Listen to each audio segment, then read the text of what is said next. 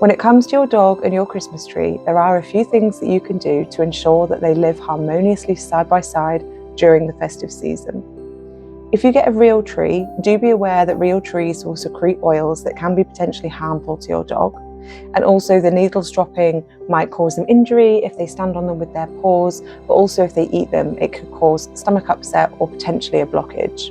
We would never recommend hanging chocolates on your tree. While this might be nice for us, as many of you will know, chocolate is highly poisonous to dogs, and eating these can be really dangerous if they do get to them.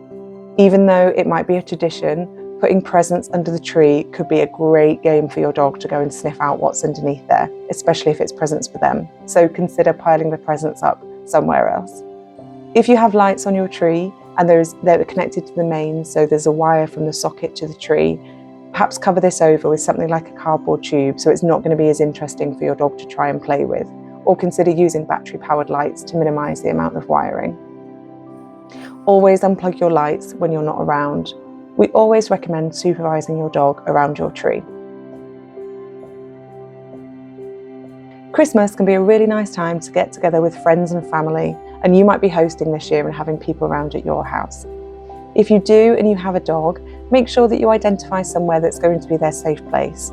So this might be a spare room where you ask guests not to go into and you allow your dog to retreat to, or if you don't have a spare room, perhaps a corner of a room that you do use, but that you can ask people not to go to too much.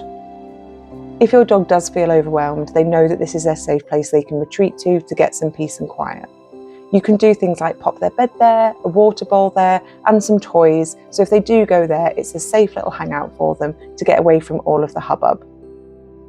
Often over Christmas time, our routines change massively. It might be that people are off work, people are off school, and again, maybe we're going to be having visitors round. In that case, it can be quite disruptive to our animals' routines, so do try and stick to as much of a routine as possible. If you have a dog, try and keep their exercise the same, and also make sure that they've got plenty of time for rest as well. Decorations on the tree can be really exciting for our dogs, especially hanging ones. So do place anything like that higher up the tree. Things like baubles and tinsel can be potentially really dangerous for our dogs to ingest, and it might mean a trip to the vets and potentially surgery. So make sure anything like that is well out of your dog's reach.